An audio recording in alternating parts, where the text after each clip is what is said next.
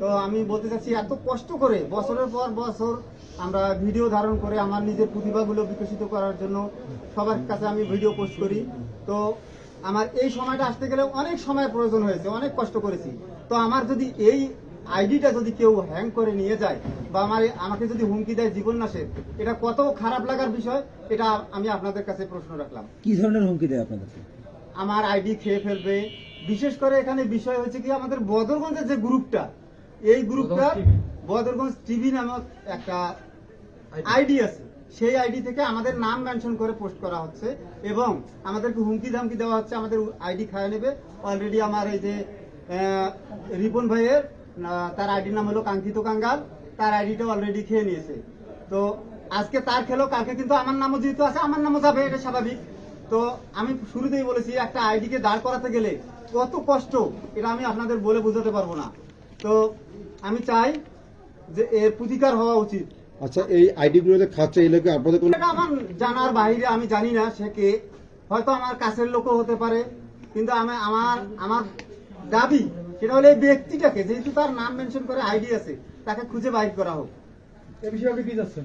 আমি সঠিক তদন্ত চাচ্ছি এবং সঠিক বিচার চাচ্ছি।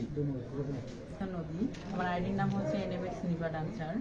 আমি হচ্ছে একজন ডান্সার, প্লাস আমি ভিডিও বানাই আর কি, ভিডিও ছাড়ি আমার আইডিতে, একজন কন্টেন্ট ক্রিয়েটার বললেই চলে আর কি। এখন মূলত কথা হচ্ছে আমরা হচ্ছে দুজনে মিলে, পাশে যে বসে আছে কাঙ্গাল ভাইয়া, ওনার সঙ্গে আমরা হচ্ছে কিছু ডুয়েট ভিডিও করতেছি।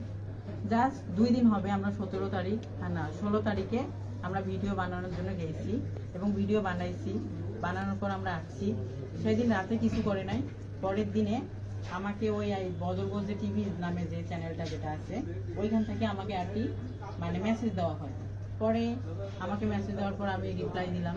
তারপর হচ্ছে সে আমার আইডি থেকে আমাদের দুজনের কিছু পিকচার আছে, তো ওইখান থেকে ডুয়েট পিকচারগুলো সে কিন্তু ডাউনলোড করছে। ডাউনলোড অপশন চালু করা আছে, পাবলিক করে দেওয়া, যেহেতু ওটা মনিটাইজেশন অন করা, তো সেই ক্ষেত্রে কিন্তু সবকিছু কিন্তু পাবলিক করে দেওয়া। তো ওইখান থেকে ও ডাউনলোড করার পর তারপর হচ্ছে আপনার তারপর কালকে 17 তারিখ সে করছে কি দুপুরবেলা সে আমাদের একটা ভিডিও মানে কমেন্ট বক্সে সে গালিগালাজ দেখি আমি ওনাকে সঠিক বিচারের জন্য আমি ওনাকে বলছি যে ভাই আপনি যে সব যে ছাড়তেছেন এটা কি ঠিক? পরে সে আমাকে সাজেশন দিতেছে, বলতেছে যে কোনটা ঠিক কোনটা ভুল সেটা আমি খুব ভালো করেই কিন্তু জানি। তাহলে তার কথাতে মনে হচ্ছে যে সে মনে হয় বদরগঞ্জেরই কেউ, যেহেতু সে এত কিছু যখন সে জানে জাস্টিফাই করতেছে, তো অবশ্যই তার কথা শুনে মনে হচ্ছে যে তার বাসা এখানেই বদরগঞ্জে। তারপর আমি আর তার কিছু বললাম না। তারপর সে হচ্ছে তোমার তখন দুপুর আর কি, দুপুর বললে না বিকাল বললেই চলে আর কি, তখন 5টা